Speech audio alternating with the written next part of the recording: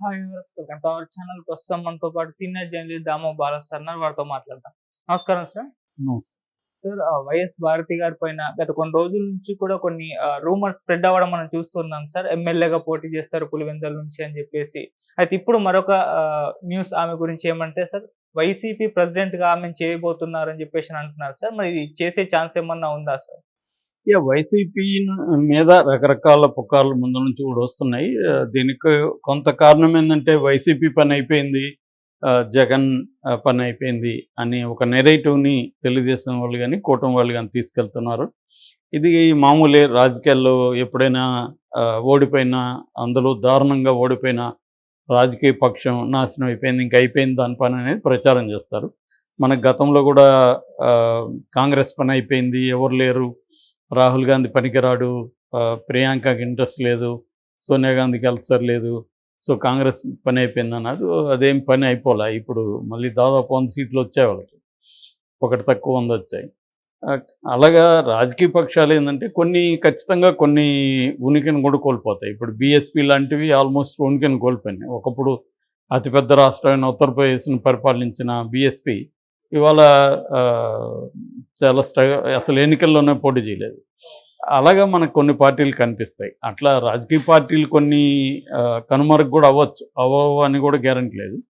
ఎందుకంటే అవి సింగిల్ నాయకుడు కింద, నాయకురాల కింద ఉంటున్నప్పుడు వాళ్ళు బలహీనపడితే పార్టీ బలహీనపడిపోతుంది. అలాగే కానీ ఇక్కడ పరిస్థితి చూసినప్పుడు జగన్ బలహీనపడే పరిస్థితి అయితే ఇమ్మీడియట్గా అయితే ఇంక కనిపించలేదు. ఖచ్చితంగా అయితే బలహీనం పడతాడు, కానీ కంప్లీట్గా మాయమైపోయే పరిస్థితి అయితే లేదు. ఖచ్చితంగా వీక్ అయితే అయ్యాడు. దాని నుంచి కొంత బలం పుంజుకునే అవకాశం ఉంది. ఇక ఓట్ల పరంగా చూసుకుంటే 40% ఓట్లు వచ్చాయి. అదేం తక్కువ అయితే కాదు. మొన్న కూడా విజయవాడ దీంట్లో మున్సిపాలిటీలో మొత్తం ఇది వాళ్ళు తీసుకోగలిగారు. కాబట్టి ఇంకా రకరకాల ఎలక్షన్స్ ఉంటాయి. రెండోది, వీళ్ళ పరిపాలన కంపేర్ చేస్తారు వీళ్ళు. ఎందుకంటే విపరీతంగా వైసీపీ అరాచక పాలన, అభివృద్ధి లేదు అన్నారు. ఇప్పుడేమో చంద్రబాబు మళ్ళీ జగన్ మీద నెపమేస్తున్నాడు, పరిశ్రమలు రావట్లేదని జగన్ చూసి భయపడుతున్నారంట. మరి నువ్వు భయపడకుండా ఎందుకు తేలేకపోతున్నావు? నువ్వు పెద్ద పుడింగి విజనరీ అని కదా ప్రచారం చేశారు. మరి అంత విజనరీ అయితే పనికిమాలిన జగన్ని చూసి రాకుండా ఉంటే ఇంకా ఈ విజన్ దేనికి? వేస్ట్ కదా. సో అదేదంటారు, ఆడలేనోడు మధ్యలో ఓడన్నాడని, అలాగా ఉంది. ఎందుకంటే ఇవన్నీ ఏదో ప్రచారం చేశారు. నిజంగా గ్రౌండ్ రియాలిటీ వేరే ఉంటుంది, దిగినేటప్పుడే తెలుస్తుంది. రెండోది, కొత్తగా అప్పులు ఉన్నాయా, ఇప్పుడు అప్పులు ఉన్నాయా, ఆర్థిక పరిస్థితి బాగాలేదా అంటున్నాడు. అది తెలిసి మరి ఎందుకు ఇచ్చావు అన్నీ ఇవి 1,20 కోట్ల సంవత్సరానికి ఎక్కడి నుంచి తెద్దామని హామీలు ఇచ్చారు. కాబట్టి ఏంటంటే ప్రతి ఒక్క పొలిటికల్ పార్టీ అనేక అబద్ధాలు చెప్పి దొంగ హామీలు ఇచ్చి అధికారంలోకి వస్తారు. వచ్చిన తర్వాత మళ్ళీ నెపం దేని మీద వెయ్యాలి, వీళ్ళు అమలు చేయలేరు. కాబట్టి ఇదే జరుగుతుంది. సో అందువల్ల ఈ ఓవరాల్ దీంట్లో ఏంటంటే జగన్ పని అయిపోయింది, వైసీపీ పని అయిపోయింది అన్న ఒక నెరేటివ్ని వీళ్ళు బలంగా తీసుకెళ్తున్నారు. అందువల్ల రకరకాల పుకార్లు క్రియేట్ చేస్తున్నారు. ఇది జగన్ రిజైన్ చేసేస్తున్నాడని, పులివెందుల నుంచి పార్లమెంట్కి వెళ్ళబోతున్నాడని, పులివెందుల ప్లేస్లో భారతిరెడ్డిని తీసుకొస్తున్నారని ఒకటి. రెండోది, ఈరోజు కూడా కొన్ని తెలుగుదేశం వెబ్సైట్లు, పేపర్లు రాసి విజయమ్మని ఒప్పించారు, విజయమ్మ పులివెందుల నుంచి పోటీ చేయబోతుంది అనేది ఒక న్యూస్. సో అంతకుముందు కూడా మనం కూడా చెప్పుకున్నాం, కాంగ్రెస్లో విలీనం చేసేస్తారనేది కూడా ఒక న్యూస్. సేమ్ మనకి ఈ 2 రాష్ట్రాలు కంపేర్ చేస్తే ఇక్కడ కాంగ్రెస్ కూడా బీఆర్ఎస్ మీద అదే చేస్తుంది. బీఆర్ఎస్ బీజేపీలో విలీనం అని ఇక్కడ కూడా ప్రచారం చేస్తుంది. ఈ 2 కూడా జరిగే వ్యవహారాలు అయితే కాదు.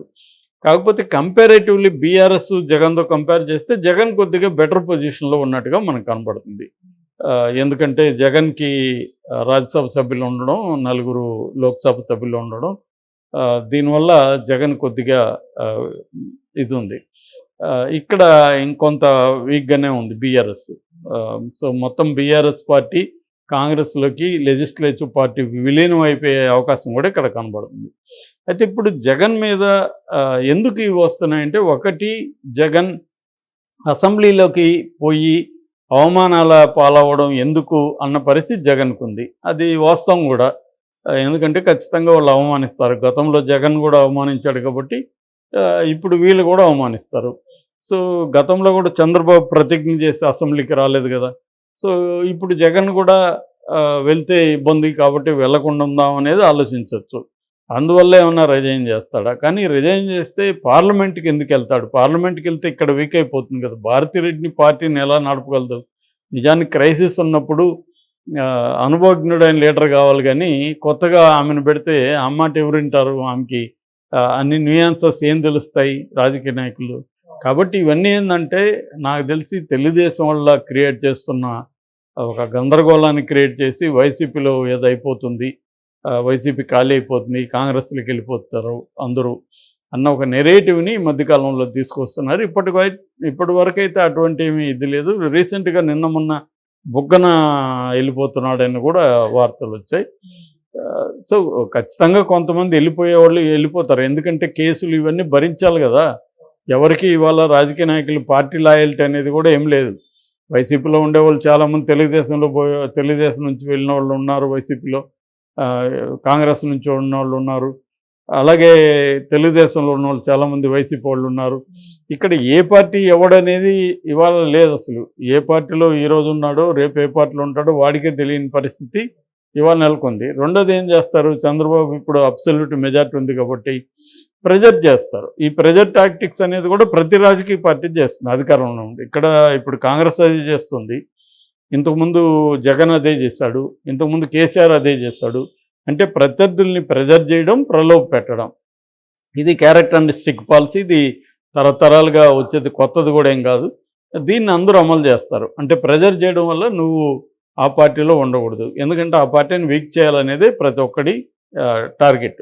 కేసీఆర్ టార్గెట్ కాంగ్రెస్ని వీక్ చేయాలి కాబట్టి కాంగ్రెస్లో ఉన్న వాళ్ళు మెజార్టీ లాక్కున్నాడు, తెలుగుదేశంలో మెజార్టీ లాక్కున్నాడు.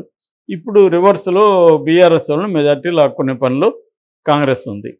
అక్కడ కూడా తెలుగుదేశం కూటమి కూడా ఇప్పుడు అదే పని చేస్తుంది. తన అయితే వాళ్ళని తన దగ్గరికి తీసుకునే ఆలోచన లేదు, కానీ వైసీపీని ఖాళీ చేయాలి. సో ఖాళీ చేయాలంటే మనం ప్రెజర్ పెట్టి పొగబెడితే వాళ్ళకి ఆల్టర్నేటివ్ కాంగ్రెస్. సో కాంగ్రెస్లోకి మీరు వెళ్తే మేము మీ జోలికి రాము అన్న ఒక నెరేటివ్ను వాళ్ళకి తీసుకెళ్ళగలిగితే వాళ్ళందరూ కాంగ్రెస్లోకి కనీసం దాని ఏమంటారు ప్రొటెక్షన్ కోసం అన్న అటు వెళ్తారు.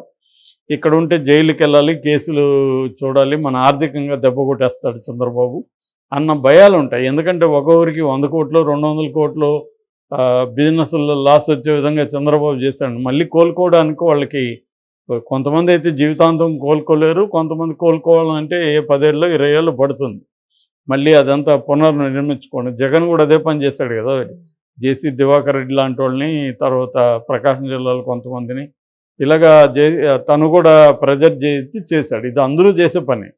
సో అలాగా ఇప్పుడు చేస్తే భారతిరెడ్డిని అతను పెట్టడం వల్ల వైసీపీకి ఏంటి లాభం అనేది ఎవరు ఆలోచించలే, పుకార్లు క్రియేట్ చేస్తున్నారు. సో నాకైతే తెలిసి అటువంటిది ఏమీ జరిగే పరిస్థితి లేదు. భారతిరెడ్డి వచ్చి ఇప్పటికిప్పుడు ఆమెకేమీ రాజకీయాల్లో ఎక్స్పీరియన్స్ కానీ ఏమీ లేదు. సో ఆమె ఏమీ లేకుండా ఇప్పుడు వచ్చి పార్టీ పగ్గాలు తీసుకొని క్రైసిస్లో ఉన్నప్పుడు పార్టీని నడపడం కష్టం. ఒకవేళ జగన్ ఆ పని ఎప్పుడు చేస్తాడంటే తను జైలుకి వెళ్ళే పరిస్థితి ఉంది ఖచ్చితంగా అనుకున్నప్పుడు, ఆల్టర్నేటివ్ లేదు కాబట్టి భారతిరెడ్డిని తీసుకురావచ్చు. విజయమ్మని ప్రిఫర్ చేస్తాడు జగన్.